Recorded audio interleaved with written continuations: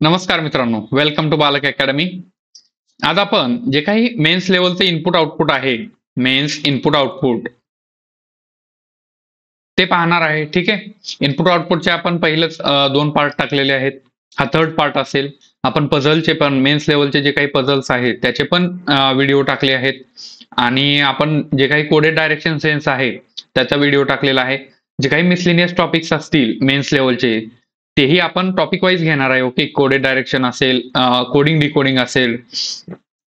ठीक आहे. आणि हे इनपुट आउटपुट आणि जे काही मेन्स लेवलला क्रिटिकल रिझनिंगचा इम्पॉर्टंट टॉपिक आहे तो पण आपण घेणार आहे. ठीक आहे, व्हिडिओमध्ये, जेणेकरून तुम्ही काही एसबीआय क्लर्क म्हणा, जे काही एसबीआय पीओ मेन्स आहे त्याला कॉन्फिडेंटली फेस करताल आणि तुम्हाला एक आयडिया येऊन जाईल की मेन्सला काय असतं, मेन्सला कसं टॅकल करायचं, या सर्व गोष्टींची एक आयडिया येऊन जाईल. ठीक आहे.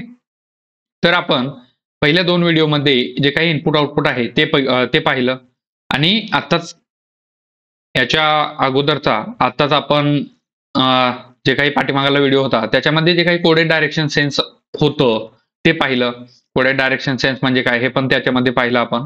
आणि पहिल्या 2 इनपुट आउटपुटच्या व्हिडिओमध्ये तुम्हाला सर्व गोष्टी सांगितल्या आहेत बेसिक पासनं, की इनपुट आउटपुट असतं काय, त्याला सॉल्व्ह कसं करायचं असतं, एक आयडिया म्हणजे हे काय स्टेप 1 आहे ती कुठून येते, हे स्टेप 2 कुठून येते, या सर्व गोष्टी आपण पहिल्या 2 व्हिडिओमध्ये पाहिल्या. आय होप तुम्ही तो व्हिडिओ पाहिला असाल. ठीक आहे.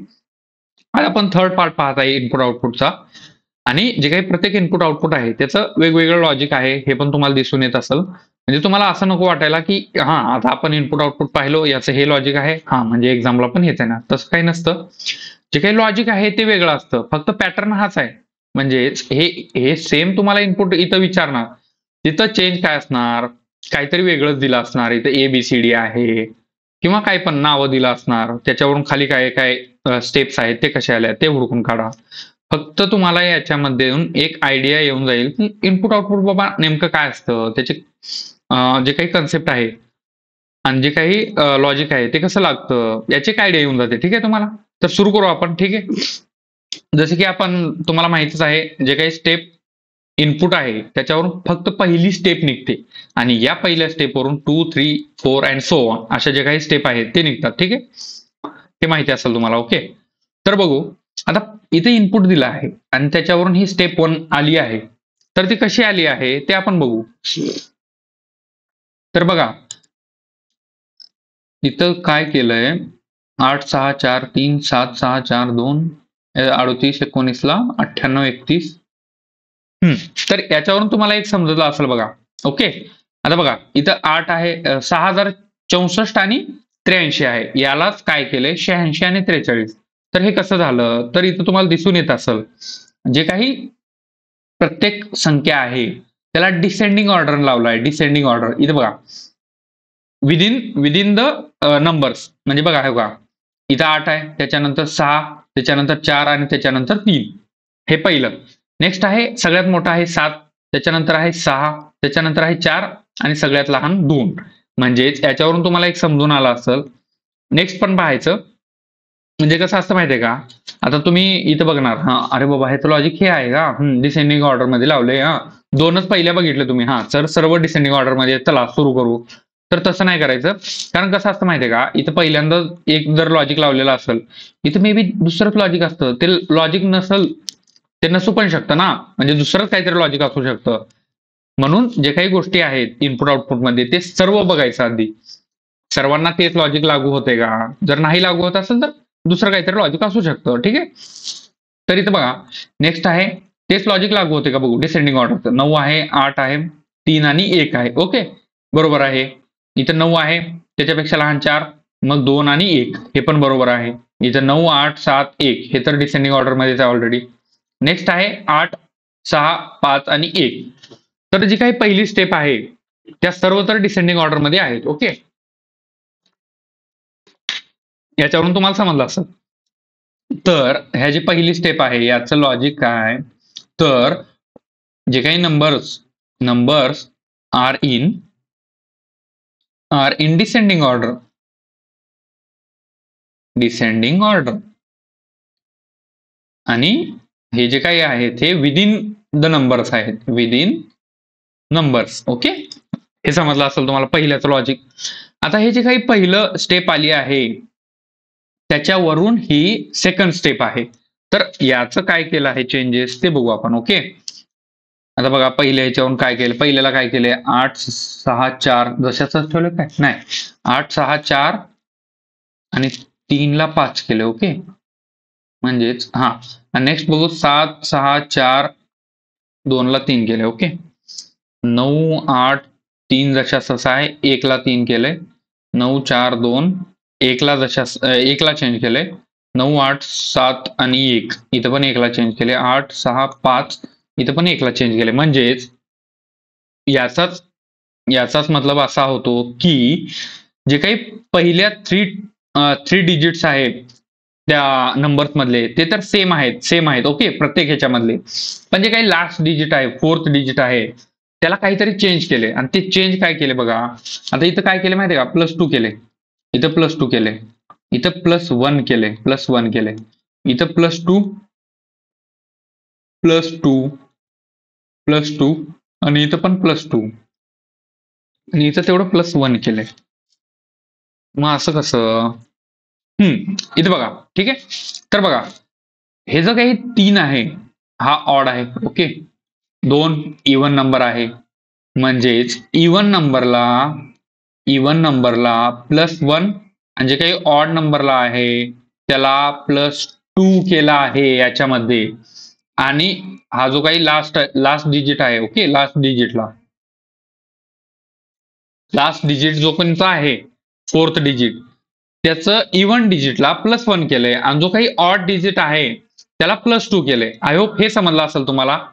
आता जे काही सेकंड स्टेप आहे त्याच्यामध्ये. आणि आता स्टेप थर्ड बघू आपण. ओके, स्टेप थर्ड मध्ये काय काय आहे, तर इथं आहे 864 वरून 644, 7643 वरून 641, 3 तर बघू आपण. बघा इथं बघा, हे जे काही 8 आहे, 6 आहे, 4 आहे, इथं 64, इथं 83 42 87 65. हा, ओके, ह्याच्यावरून तुम्हाला समजलं असेल जे काही मिडल टर्म आहे, सेकंड अँड थर्ड टर्म, तिला सेम ठेवलंय. इथं 64, इथं पण 64, इथे 83. ओके, जे काही सेकंड अँड थर्ड डिजिट आहे त्याला सेम ठेवलंय आणि स्टार्टिंगला आणलंय. आणि बघा इथं 42, इथं पण 42, इथे 87, इथे 87, इथं मिडल टर्म काय 65, इथं पण 65. जे काही सेकंड अँड थर्ड टर्म आहे तिला पहिल्यांदा आणलंय. आता फक्त चेंजेस झाले ते थर्ड टर्म मध्ये. आणि जो काही थर्ड टर्म आहे त्याचं काय चेंज झालं ते बघू आपण. ओके, इथे बघू 8 5 8 असं गुणाकार होऊ शकतो का बघा. 8 5 40 म्हणजेच इथं 4 जशाच असं घेतलंय त्याचे ऍडिशन करून. 7 3 21, 21 म्हणजे 3 नाही, गुणाकार नाही. ओके, गुणाकार नाही, पहिल्या आणि चौथ्या टर्मचा गुणाकार नाही. मग गुणाकार नाही तर काय असू शकतं, तर बघा 8 मधून 5 गेले 3 +1, 7 मधून 3 गेले 6 -1 नाही, हे पण लॉजिक नाही. नेक्स्ट काय असू शकतं बघा. पहिल्या 2 टर्म तर तुम्हाला समजलं असतील. ओके, नेक्स्ट याचं काय असू शकतं. ओके, हे बघा, आता इथं 4 आहे, 8 आणि 5 किती हो, 8 आणि 5 13, मग 3 आणि 1 4.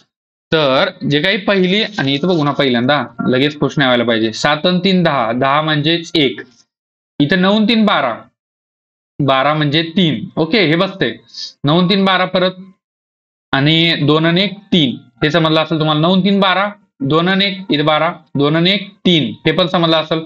8 आणि 3 11 म्हणजेच 1 आणि 1 2. ओके, तर याचं लॉजिक आहे जी काही स्टेप 3 आहे, जी सेकंड अँड थर्ड टर्म आहे ऍज इट इज,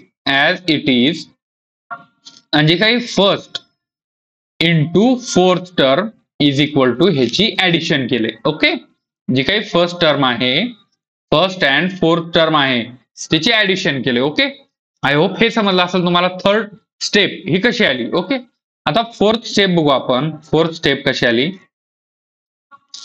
644 वरून 60 घेतलं डायरेक्ट, 641 वरून 63 80, तर हे कसं आलंय हे बघू आपण. ओके,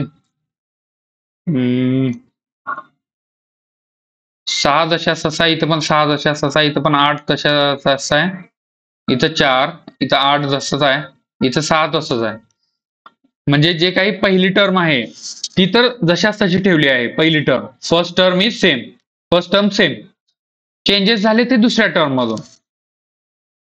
दुसऱ्या टर्म मध्ये हे चेंजेस झाले ते दुसऱ्या आणि तिसऱ्यामध्ये. दुसऱ्या आणि तिसऱ्यामध्ये असं काही केलंय की त्याच्यापासून हा सेकंड जी काही नंबर आहे तो आलेला आहे. तर हा कसा येऊ शकतो इथं बघा. हा, तर इथं आहे. हा बघा, असं असू शकतं का हो, जे काही सेकंड अँड थर्ड टर्म आहे तिला मायनस केले, मायनस.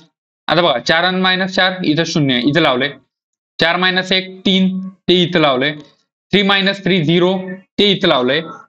आता हा, जे काही मोठ्यातून लहान आहे त्याला मायनस केले, 3 - 2 1, 7 - 3 4, आणि जे काही 5 - 2 आहे 3. आय होप हे समजलं असेल. म्हणजेच जी काही आता ह्याचं लॉजिक काय आहे, जी काही फर्स्ट टर्म आहे, फर्स्ट नंबर म्हणू, फर्स्ट टर्म म्हणण्यापेक्षा फर्स्ट नंबर म्हणू, first number as it is, आणि जे काही थर्ड अँड फोर्थ नंबर आहे, third minus fourth, sorry second and third, okay, second and third, जो कोणी सेकंड आहे minus third is equal to त्याचं जे काही संख्या येईल, इज इक्वल टू जो काही नंबर येईल तो नंबर. ठीक आहे, आय होप जी काही फोर्थ स्टेप आहे ती समजला असेल. म्हणजे जो काही पहिला संख्या आहे त्याला ऍज इट इज ठेवलंय, आणि जी काही सेकंड आणि थर्ड टर्म आहे त्याला मायनस केले. आय होप हे समजलं असेल. म्हणजे मोठ्यातून जे काही लहान आहे त्याला मायनस केले. ओके, आता याच्यावरून बघू नेक्स्ट काय आहे. पाचवी टर्म, 6 9 8 5 12, काय नाही इथं डायरेक्ट हे केले, ही जी काही संख्या आहे त्याचे ऍडिशन केले. म्हणजेच आता 6 + 0 6, 6 + 3 9, 8 + 0 8, 4 + 1 5, 8 + 4 12, आणि हे जे काही 6 + 3 आहे हे 9. तर हे जे काही नंबर्सचे ऍडिशन, नंबर्स ऍड, बस ही पाचवी टर्म आहे.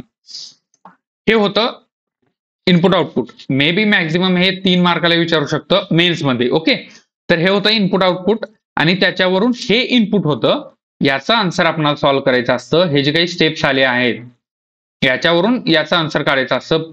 जी काही पहिल्या टर्मला, आता इथं कसं हे असतं, ही जी काही पहिली स्टेप आहे त्याचंच लॉजिक वापरून पहिली स्टेप यूज करायचं.